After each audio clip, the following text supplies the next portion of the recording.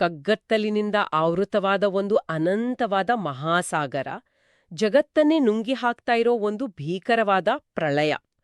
ಆ ಪ್ರಳಯದ ಅಲೆಗಳ ನಡುವೆ ಒಂದು ಬೃಹತ್ತಾಕಾರದ ನಕ್ಷತ್ರದ ತರ ಬೆಳಗುತ್ತಾ ಇರೋ ದೈತ್ಯ ಮೀನು.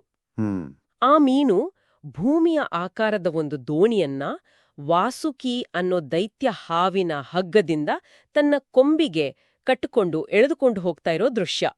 ಅಂದ್ರೆ ಆಕ್ಚುಲಿ ಇದನ್ನ ಕೇಳಿದ್ರೆ ಯಾವುದೋ ಒಂದು ಹಾಲಿವುಡ್ ಸೈನ್ಸ್ ಫಿಕ್ಷನ್ ಸಿನಿಮಾದ ದೃಶ್ಯ ಅಂತ ಅನ್ಸ್ಬೋದಲ್ವಾ? ಖಂಡಿತ, ಹೌದು ಹೌದು.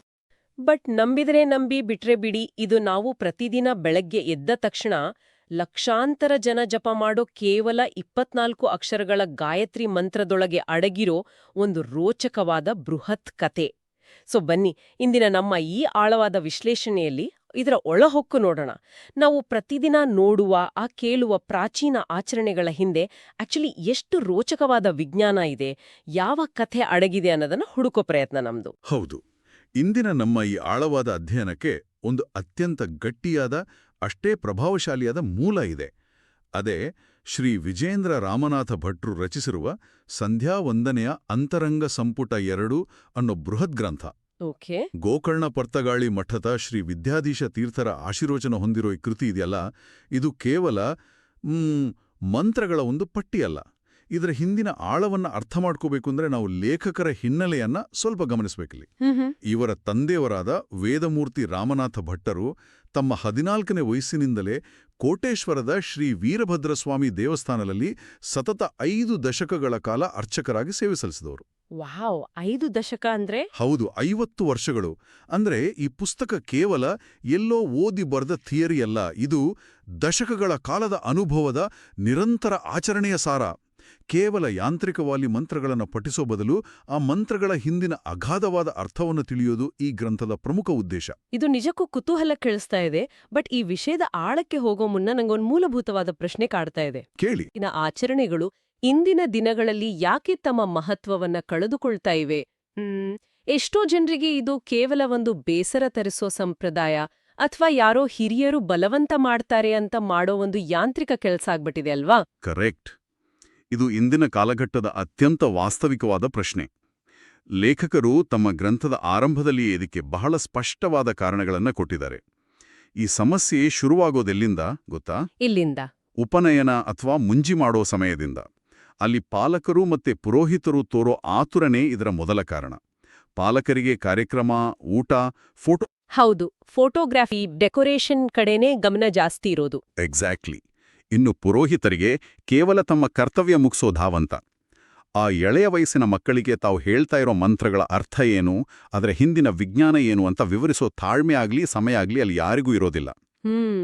ಅಂದ್ರೆ ಅಲ್ಲಿ ಕೇವಲ ಶಬ್ದಗಳನ್ನ ಗಿಡಿಪಾಠ ಮಾಡ್ದಾಗ ಹೇಳ್ಕೊಳ್ಳಾಗತ್ತೆ. ಸರಿಯಾಗಿ ಹೇಳಿದ್ರಿ. ಆಮೇಲೆ ಎರಡನೇದಾಗಿ ನಮ್ಮ ಇಂದಿನ ಆಧುನಿಕ ಜೀವನ ಶೈಲಿ. ಬೆಳಗ್ಗೆ ಎದ್ದ ತಕ್ಷಣ ಶಾಲೆಗೆ ಹೋಗೋ ಅಥವಾ ಆಫೀಸಿನ ಮೀಟಿಂಗ್ಗೆ ಲಾಗಿನ್ ಆಗೋ ಧಾವಂತದಲ್ಲಿ ಈ ಆಧ್ಯಾತ್ಮಿಕ ಅಭ್ಯಾಸಗಳು ಸಹಜವಾಗಿ ಹಿಂದಕ್ಕೆ ಸರಿತವೆ. ಜೊತೆಗೆ ಲೇಖಕರು ಗುರುತಿಸಿರೋ ಇನ್ನೊಂದು ಪ್ರಮುಖ ಅಂಶ ಅಂದ್ರೆ ಪಾಠಭೇದಗಳ ಗೊಂದಲ. ಪಾಠಭೇದ ಅಂದ್ರೆ ಒಂದೇ ಮಂತ್ರವನ್ನ ಉಚ್ಚರಿಸೋ ವಿವಿಧ ಶೈಲಿಗಳು, ಬೇರೆ ಬೇರೆ ಪ್ರಾಂತಗಳಲ್ಲಿರೋ ಬೇರೆ ಬೇರೆ ನಿಯಮಗಳು ಜನರಲ್ಲಿ ಗೊಂದಲ ಮೂಡಿಸ್ತವೆ. ಈ ಗೊಂದಲಗಳೇ ನಿಧಾನವಾಗಿ ಆಚರಣೆಯ ಬಗ್ಗೆ ನಿರಾಸಕ್ತಿ ಮೂಡೋಕೆ ಕಾರಣ ಆಗತ್ತೆ. ಗೊತ್ತಾ, ಇದನ್ನ ಕೇಳಿದಾಗ ಆಕ್ಚುಲಿ ನನಗನ್ಸಿದ್ದು, ನಾವು ಸಾವಿರಾರು ರೂಪಾಯಿ ಕೊಟ್ಟು ಅತ್ಯಾಧುನಿಕ ತಂತ್ರಜ್ಞಾನ ಇರೋ ಲೇಟೆಸ್ಟ್ ಸ್ಮಾರ್ಟ್ಫೋನ್ ಅನ್ನ ಬಹಳ ಉತ್ಸಾಹದಿಂದ ಖರೀದಿಸ್ತೀವಿ. ಬಟ್ ಅದರ ಜೊತೆಗೆ ಬರೋ ಮ್ಯಾನ್ಯುಲ್ ಅನ್ನ ಒಮ್ಮೆಯೂ ಓದೋದಿಲ್ಲ. ಕೊನೆಗೆ ಆ ಅದ್ಭುತ ಸಾಧನವನ್ನ ಕೇವಲ ಬೆಳಗ್ಗೆ ಏಳೋಕೆ ಅಲಾರಂ ಇಡ್ಲು ಅಥವಾ ಯಾರೋ ಮಾಡಿರೋ ಮೆಸೇಜ್ ಫಾರ್ವರ್ಡ್ ಮಾಡೋಕೆ ಮಾತ್ರ ಬಳಸಿದ್ರೆ ಎಷ್ಟು ಮೂರ್ಖತನ ಅಲ್ವಾ? ಹೌದು, ಖಂಡಿತ. ಒಂಥರ ಅರ್ಥ ಗೊತ್ತಿಲ್ಲದೆ ಮಾಡೋ ಯಾವುದೇ ಆಚರಣೆಯೂ ಬಹುಬೇಗ ಬೇಸರ ತರಿಸುತ್ತೆ ಅನ್ನೋದು 100ಕ್ಕೆ 100 ಸತ್ಯ. ಇದು ಬಹಳ ಅದ್ಭುತವಾದ ಉಪಮೆ. ಸರಿಯಾಗಿ ಇದೇ ಸಮಸ್ಯೆಯನ್ನ ಪರಿಹರಿಸೋಕೆ ಲೇಖಕರು ತಮ್ಮ ಗ್ರಂಥವನ್ನ 2 ಪ್ರತ್ಯೇಕ ಸಂಪುಟಗಳಾಗಿ ವಿಂಗಡಿಸಿದ್ದಾರೆ. ಸಂಪುಟ 1ನ್ನ ಕರ್ಮಯೋಗ ಅಂತ ಕರೆದಿದ್ದಾರೆ. ಓಕೆ. ಅಂದ್ರೆ ಇದರಲ್ಲಿ ಮಂತ್ರಗಳು, ಭೌತಿಕ ನಿಯಮಗಳು, ಆಚರಣೆಯ ವಿಧಾನಗಳಿವೆ. ಇದು ನೀವು ಹೇಳಿದ ಸ್ಮಾರ್ಟ್ಫೋನಿನ ಹಾರ್ಡ್ವೇರ್ ಇದ್ದಾಗೆ. ಆದ್ರೆ ನಾವಿಂದು ಚರ್ಚಿಸ್ತಾ ಇರೋದು ಸಂಪುಟ 2, ಜ್ಞಾನಯೋಗ. ಇದು ಅನುಸಂಧಾನ ಮತ್ತು ಮಂತ್ರಗಳ ಒಳಾರ್ಥದ ಮೇಲೆ ಬೆಳಕು ಚೆಲ್ಲುತ್ತೆ. ಕೇವಲ ಭೌತಿಕ ಕ್ರಿಯೆಗಿಂತ ಆ ಕ್ರಿಯೆಯ ಹಿಂದಿನ ಜ್ಞಾನಕ್ಕೆ, ತತ್ವಕ್ಕೆ ಒತ್ತು ನೀಡಿದಾಗ ಮಾತ್ರ ಆಚರಣೆಗೆ ಜೀವ ಬರುತ್ತೆ ಅನ್ನೋದನ್ನ ಇದು ಎತ್ತಿ ತೋರಿಸುತ್ತೆ. ಆಕ್ಚುಲಿ ಅಸಲಿ ಕುತೂಹಲ ಶುರುವಾಗೋದೇ ಇಲ್ಲಿ. ಹ್ಮ್ ಜ್ಞಾನಯೋಗ ಅನುಸಂಧಾನ ಅಂದ ತಕ್ಷಣ ಭಗವಂತನ ವಿವಿಧ ರೂಪಗಳ ಅವತಾರಗಳ ಕಲ್ಪನೆ ಬರುತ್ತೆ. ಹ್ಮ್ ಬಟ್ ಇಲ್ಲೊಂದು ತಾತ್ವಿಕ ಗೊಂದಲ ಇದೆ ನನಗೆ. ಹೇಳಿ. ದೇವರು ಒಬ್ಬನೇ. ಹ್ಮ್ ಆತನು ಸರ್ವಾಂತರ್ಯಾಮಿ, ನಿರಾಕಾರ, ನಿರ್ಗುಣ ಅಂತ ಉಪನಿಷತ್ತುಗಳು ಹೇಳುತ್ತವಲ್ವಾ? ಹ್ಮ್ ಹಾಗಿದ್ದಾಗ ಈ ಬಗೆ ಬಗೆಯ ಅವತಾರಗಳ ರೂಪಗಳ ಕಲ್ಪನೆ ಯಾಕೆ ಬರುತ್ತೆ? ಹ್ಮ್. ಇದು ನಮ್ಮನ್ನ ಮೂಲತತ್ವದಿಂದ ದೂರ ಒಯ್ಯೋದಿಲ್ವಾ? ಇಲ್ಲಿ ಗಮನಿಸಬೇಕಾದ ಅತ್ಯಂತ ಸೂಕ್ಷ್ಮವಾದ ಅಂಶ ಅಂದ್ರೆ ಮಧ್ವಾಚಾರ್ಯರು ತಮ್ಮ ಮಹಾಭಾರತ ತಾತ್ಪರ್ಯ ನಿರ್ಣಯ ಅನ್ನೋ ಕೃತಿಯಲ್ಲಿ ಉಲ್ಲೇಖಿಸಿರೋ ಒಂದು ಸುಂದರವಾದ ತತ್ವ. ಓಕೆ. ಭಗವಂತನು ತನ್ನೆಲ್ಲಾ ಬೃಹತ್ ಕೆಲಸಗಳನ್ನ, ಅದು ಸೃಷ್ಟಿಯಾಗಿರಬಹುದು ಅಥವಾ ಪ್ರಳಯ ಆಗಿರಬಹುದು, ತನ್ನ ಮೂಲ ನಿರಾಕಾರ ರೂಪದಿಂದಲೇ ಅತ್ಯಂತ ಸಲೀಸಾಗಿ ಮಾಡಬಲ್ಲ.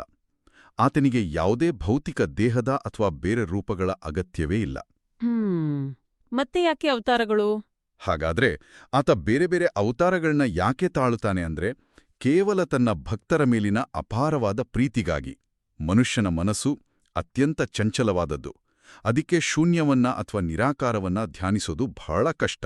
ಕರೆಕ್ಟ್, ಕಷ್ಟನೇ.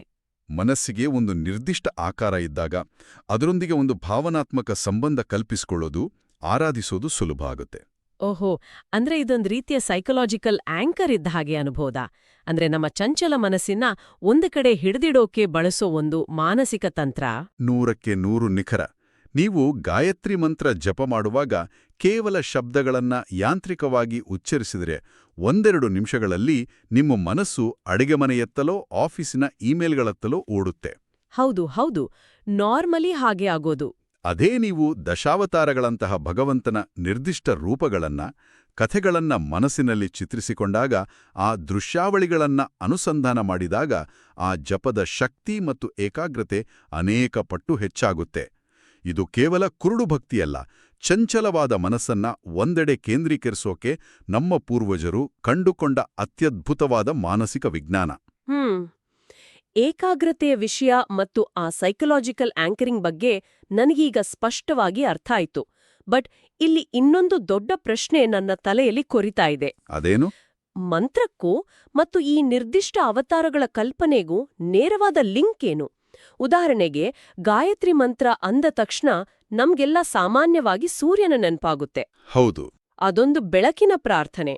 ಬಟ್ ಈ ಗ್ರಂಥದಲ್ಲಿ ಗಾಯತ್ರಿ ಮಂತ್ರವನ್ನ ಹೇಳುವಾಗ ಮತ್ಸ್ಯಾವತಾರವನ್ನ, ಅಂದ್ರೆ ಭಗವಂತನ ಮೀನಿನ ರೂಪವನ್ನ ಯಾಕೆ ನೆನಪಿಸಿಕೊಳ್ಳಬೇಕು ಅಂತ ಹೇಳಿದ್ದಾರೆ. ಸೂರ್ಯನಿಗೂ ಈ ಬೃಹತ್ ಮೀನಿಗೂ ಏನು ಸಂಬಂಧ? ನಮ್ಮ ಈ ಇಡೀ ವಿಶ್ಲೇಷಣೆಯ ಅತ್ಯಂತ ಪ್ರಮುಖವಾದ ತಿರುವು ಇದು. ಈ ಪ್ರಶ್ನೆಗೆ ಉತ್ತರ ಕಂಡುಕೊಳ್ಳಕ್ಕೆ ನಾವು ಮತ್ಸ್ಯಾವತಾರದ ಕಥೆಯ ಆಳಕ್ಕೆ ಇಳಿಲೇಬೇಕು. ಮೂಲ ಗ್ರಂಥದಲ್ಲಿರೋ ಅತ್ಯಂತ ಅಚ್ಚರಿಯ ಮತ್ತು ಬಹುತೇಕರಿಗೆ ಗೊತ್ತಿಲ್ಲದ ಮಾಹಿತಿ ಏನಂದ್ರೆ, ಹೇಳಿ. ಮತ್ಸ್ಯಾವತಾರವು ಕೇವಲ ಒಮ್ಮೆ ಅಲ್ಲ, 2 ಬಾರಿ ನಡೆದಿದೆ. ಸ್ವಲ್ಪ ಇರಿ, 2 ಬಾರಿಯೇ? ಇದ್ ಹೇಗೆ ಸಾಧ್ಯ? ಹೌದು. ಸಾಮಾನ್ಯವಾಗಿ ನಮ್ಗೆಲ್ಲರಿಗೂ ಗೊತ್ತಿರೋ ಹಾಗೆ ಭಗವಂತ ಯಾವುದಾದ್ರೂ ಒಂದು ನಿರ್ದಿಷ್ಟ ಉದ್ದೇಶಕ್ಕಾಗಿ ಅವತಾರ ತಾಳ್ತಾನೆ. ಆ ಕೆಲ್ಸ ಮುಗ್ದ ತಕ್ಷಣ ಆ ಅವತಾರ ಅಂತ್ಯ ಆಗುತ್ತೆ ಅಲ್ವಾ? ಜಗತ್ತಿನ ಬಹುತೇಕ ಎಲ್ಲಾ ಸಂಸ್ಕೃತಿಗಳಲ್ಲಿರುವ ಮಹಾಪೂರ ಮತ್ತು ಅದನ್ನ ದಾಟಿಸೋ ದೋಣಿಯ ಕಥೆ, ಅಂದ್ರೆ ಆ ಫ್ಲಡ್ ಮಿತ್ ಬಗ್ಗೆ ಮಾತ್ರ ನಮಗ್ ಗೊತ್ತಿದೆ. ಅದೇ ಅವತಾರ 2 ಬಾರಿ ಹೇಗೆ ನಡೆತು? ಹೌದು, ಈ ಕಥೆಯ ಆಯಾಮವೇ ಬೇರೆ. ಇದನ್ನ ಸ್ವಲ್ಪ ಬಿಡಿಸಿ ಹೇಳ್ತೀನಿ ಕೇಳಿ. ಹಿಂದಿನ ಕಲ್ಪದ ಕೊನೆಯಲ್ಲಿ, ಅಂದ್ರೆ ಸೃಷ್ಟಿಕರ್ತನಾದ ಚತುರ್ಮುಖ ಬ್ರಹ್ಮನು ತನ್ನ ಸೃಷ್ಟಿಯ ಕಾರ್ಯವನ್ನು ಮುಗಿಸಿ ನಿದ್ರೆಗೆ ಜಾರಿದ ಸಮಯ ಅದು. ಓಕೆ.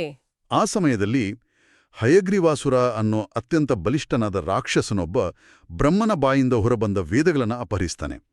ಕಲ್ಪನೆ ಮಾಡ್ಕೊಳ್ಳಿ, ಇಡೀ ಬ್ರಹ್ಮಾಂಡದ ಜ್ಞಾನದ ಮೂಲವೇ ಕಳುವಾಗ್ಬಿಟ್ಟಿದೆ. ಇದು ಎಂತಹ ಪ್ರಮಾದ! ಅಬ್ಬಾ, ಹೌದು. ಆಗ ಆ ವೇದಗಳನ್ನ ಮರಳಿ ತರೋಕೆ, ಆ ರಾಕ್ಷಸನ ಸಂಹಾರಕ್ಕಾಗಿ ಮೊದಲ ಬಾರಿಗೆ ಮತ್ಸ್ಯಾವತಾರ ನಡೆಯಿತು. ಇದನ್ನ ಗ್ರಂಥದಲ್ಲಿ ಬಲಕಾರ್ಯ ಅಥವಾ ಭೌತಿಕ ಶಕ್ತಿಯ ಪ್ರದರ್ಶನ ಅಂತ ಕರೆಯಲಾಗಿದೆ. ಅಂದ್ರೆ ಮೊದಲು ಒಂದು ಆಕ್ಷನ್ ಹೀರೋ ರೀತಿಯಲ್ಲಿ ರಕ್ಕಸನ ಜೊತೆ ಯುದ್ಧ ಮಾಡಿ ಜ್ಞಾನವನ್ನ ಮರಳಿ ತಂದದ್ದು. ಓಕೆ, ಹಾಗಾದ್ರೆ 2ನೇ ಬಾರಿ. ತದನಂತರ ಈಗ ನಡೀತಾ ಇರೋ ಚಾಕ್ಷುಷ ಮನ್ವಂತರದ ಆರಂಭದಲ್ಲಿ ಸತ್ಯವ್ರತ ಅನ್ನೋ ಅತ್ಯಂತ ಧಾರ್ಮಿಕನಾದ ರಾಜನಿದ್ದ.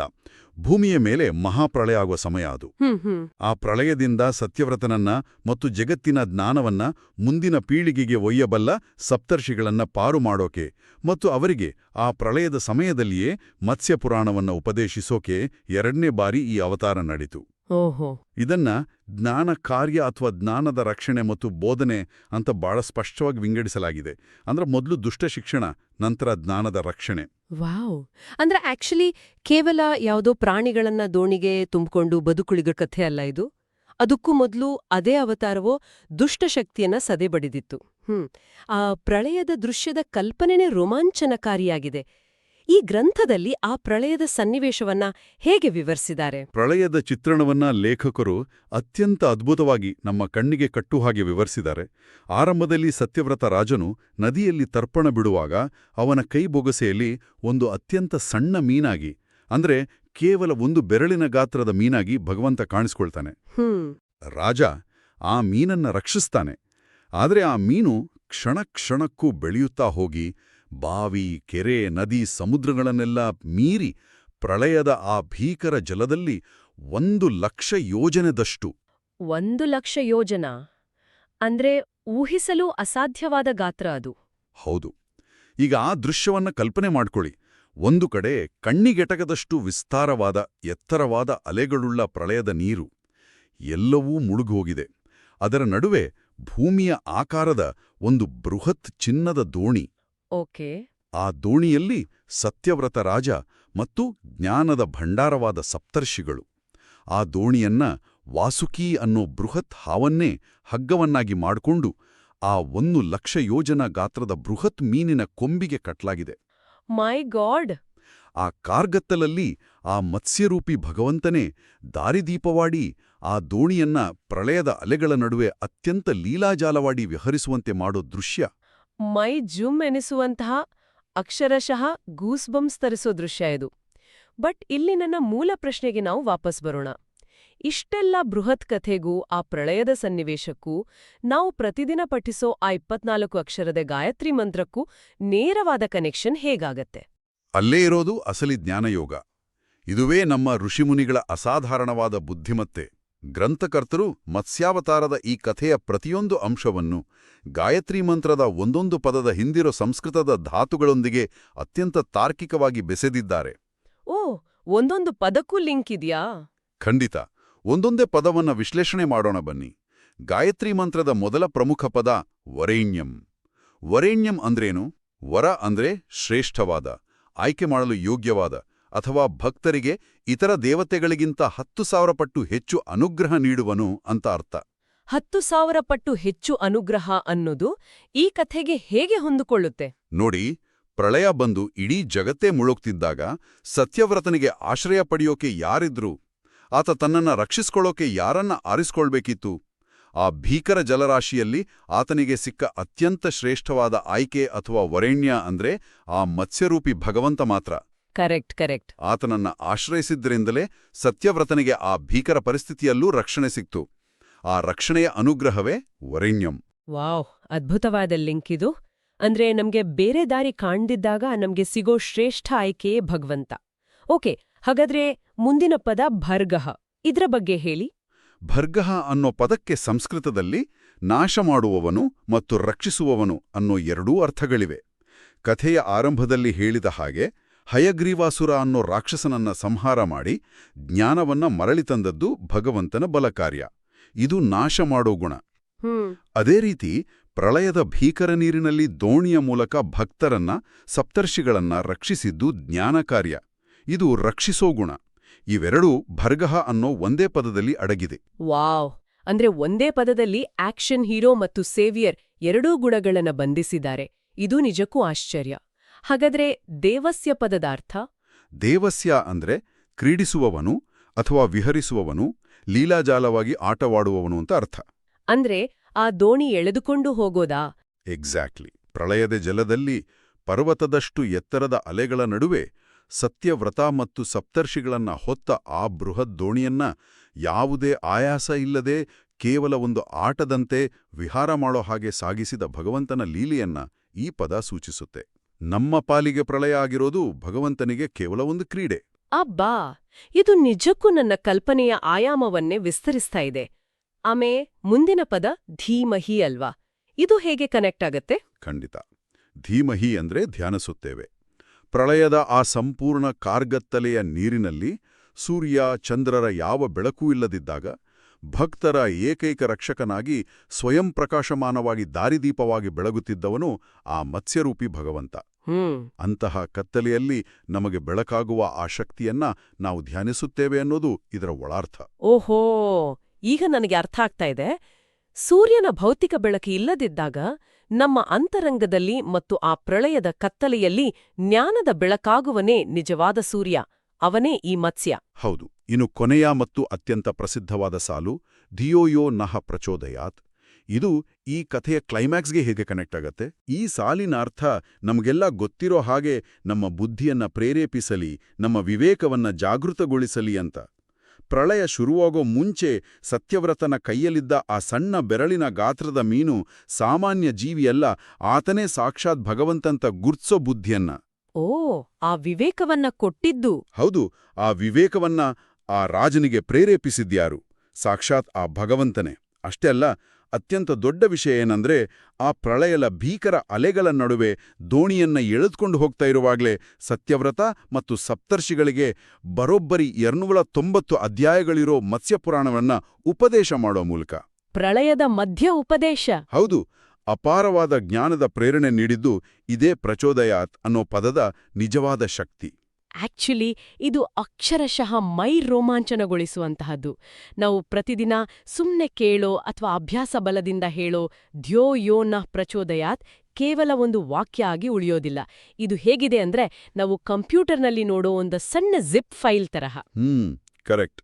ಅದನ್ನ ಅನ್ಜಿಪ್ ಮಾಡಿದಾಗ ಒಂದು ಬೃಹತ್ ಪ್ರಳಯದ ನಡುವೆ ಜ್ಞಾನವನ್ನ ಉಳಿಸಿಕೊಳ್ಳೋಕೆ ನಡೆಯೋ ಹೋರಾಟ ಮತ್ತು 290 ಅಧ್ಯಾಯಗಳ ಜ್ಞಾನವನ್ನ ಪಡೆದುಕೊಳ್ಳೋ ಸನ್ನಿವೇಶದ ಒಂದು 3D ಹಾಲೋಗ್ರಾಮ್ ಚಿತ್ರ ನಮ್ಮ ಕಣ್ಣು ಮುಂದೆ ಬಂದ್ ನಿಲ್ತಲ್ವಾ? ಖಂಡಿತವಾಗ್ಲು.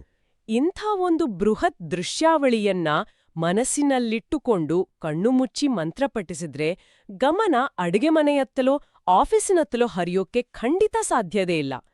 ಕೇವಲ ಶಬ್ದಗಳಾಗಿದ್ದ ಮಂತ್ರಗಳು ಈಗ ಜೀವಂತ ದೃಶ್ಯಗಳಾಗಿ ಒಂದು ಬೃಹತ್ ಇತಿಹಾಸವಾಗಿ ಬದಲಾಗಿವೆ. ನೀವು ಹೇಳಿದ್ದು ಅಕ್ಷರಶಃ ಸತ್ಯ. ಇದುವೇ ಈ ಗ್ರಂಥದ ಅಂದ್ರೆ ಸಂಧ್ಯಾವಂದನೆಯ ಅಂತರಂಗದ ನಿಜವಾದ ಸಾರಾಂಶ. ನಮ್ಮ ಪೂರ್ವಜರು ರೂಪಿಸಿದ ಈ ಪ್ರಾಚೀನ ಆಚರಣೆಗಳನ್ನ ಕೇವಲ ಒಂದು ಯಾಂತ್ರಿಕ ರೂಢಿಗಾಗಿ ಅಥವಾ ಯಾರೋ ಹಿರಿಯರು ಹೇಳಿದ್ದಾರೆ ಅಂತ ಮಾಡೋದಲ್ಲ. ಹೌದು. ಕ್ರಿಯೆಗಿಂತ ಆ ಕ್ರಿಯೆಯ ಹಿಂದಿನ ಅರಿವು ನಮ್ಮನ್ನ ಉನ್ನತ ಹಂತಕ್ಕೆ ಕೊಂಡೊಯ್ಯುತ್ತೆ ಅನ್ನೋದನ್ನ ಈ ಗ್ರಂಥ ಬಹಳ ಪ್ರಭಾವಶಾಲಿಯಾಗಿ ನಮ್ಮ ಮುಂದಿಡುತ್ತೆ. ಖಂಡಿತ 100ಕ್ಕೆ 100 ಸತ್ಯ. ನಾವಿಲ್ಲಿ ಕೇವಲ ಒಂದು ಅವತಾರದ ಬಗ್ಗೆ ಮಾತನಾಡಿದೆವು.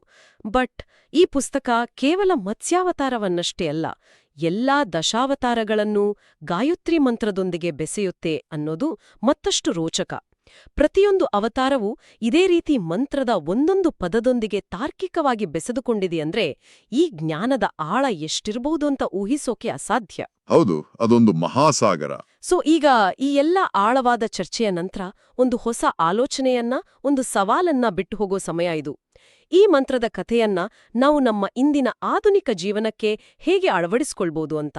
ನಾವು ಪ್ರತಿದಿನ ಯಾಂತ್ರಿಕವಾಗಿ ಮಾಡೋ ಎಷ್ಟೋ ಕೆಲಸಗಳಿವೆ. ರಿಪೋರ್ಟ್ ಇರ್ಬೋದು, ಟ್ರಾಫಿಕ್ನಲ್ಲಿ ಮಾಡೋ ಪ್ರಯಾಣ ಇರ್ಬೋದು, ಅಥವಾ ಮನೆಯ ಜವಾಬ್ದಾರಿಗಳಿರ್ಬೋದು. ಅವುಗಳನ್ನ ಕೇವಲ ಮಾಡಬೇಕಲ್ಲ ಅಂತ ರೂಢಿಗಾಗಿ ಮಾಡಿದ್ರೆ ಅದು ಬಹುಬೇಗ ಬೇಸರ ತರಿಸುತ್ತೆ, ನಮ್ಮನ್ನ ದಣಿಸುತ್ತೆ. ನಿಜ. ಆದರೆ ಆ ಪ್ರತಿಯೊಂದು ಕೆಲಸದ ಹಿಂದಿನ ವಿಶಾಲವಾದ ಉದ್ದೇಶ ಅಥವಾ ಅದು ನಮ್ಮ ಅಥವಾ ಇತರರ ಜೀವನದಲ್ಲಿ ಬೀರೋ ಪ್ರಭಾವ, ಆ ತತ್ವವನ್ನ ನಾವು ಅರ್ಥ ಮಾಡಿಕೊಂಡ್ರೆ ಖಂಡಿತವಾಗ್ಲೂ ದೃಷ್ಟಿಕೋನ ಬದಲಾಗತ್ತೆ. ಹೌದು. ಆಗ ಆ ಸಾಮಾನ್ಯವಾದ ಬೇಸರ ತರಿಸೋ ಕೆಲಸ ನಮಗೆ ಒಂದು ಯಾಂತ್ರಿಕ ಕ್ರಿಯೆ ಆಗೋ ಬದಲು ಒಂದು ಆಧ್ಯಾತ್ಮಿಕ ಅನುಭವವಾಗಿ, ಜ್ಞಾನದ ಹಾದಿಯಾಗಿ ಬದಲಾಗ್ಬೋದಲ್ವೇ? ನಮ್ಮ ದಿನನಿತ್ಯದ ಬದುಕಿನಲ್ಲಿ ನಾವು ಯಾವ ಮಂತ್ರವನ್ನ, ಅಂದ್ರೆ ಯಾವ ಕೆಲಸವನ್ನ ಅದರ ನಿಜವಾದ ಅರ್ಥ ತಿಳಿಯದೆ ಕೇವಲ ಅಲಾರಂ ಸ್ವಿಚ್ ಆಫ್ ಮಾಡಿದ ಹಾಗೆ ಯಾಂತ್ರಿಕವಾಗಿ ಜಪಿಸ್ತಾ ಇದ್ದೀವಿ ಅಂತ ನಮಗೆ ನಾವೇ ಒಮ್ಮೆ ಪ್ರಾಮಾಣಿಕವಾಗಿ ಕೇಳ್ಕೊಳ್ಳೋಣ. ಬಹಳ ಸುಂದರವಾದ ಚಿಂತನೆ ಇದು. ಆ ಅರ್ಥವನ್ನ, ಆ ಒಳಗಿನ ಕಥೆಯನ್ನ ಕಂಡುಕೊಂಡಾಗ ನಮ್ಮ ಜೀವನದ ಪ್ರತಿಯೊಂದು ಕ್ಷಣವೂ, ಪ್ರತಿಯೊಂದು ದಿನವೂ ಆ ಮತ್ಸ್ಯಾವತಾರದ ಕಥೆಯಷ್ಟೇ ರೋಚಕವಾಗಿ, ಅರ್ಥಪೂರ್ಣವಾಗಿ ಬದಲಾಗಬಹುದು. ಮುಂದಿನ ಬಾರಿ ಮತ್ತೊಂದು ಇಂಥದ್ದೇ ಅಚ್ಚರಿಯ ವಿಷಯದೊಂದಿಗೆ ಭೇಟಿಯಾಗೋಣ.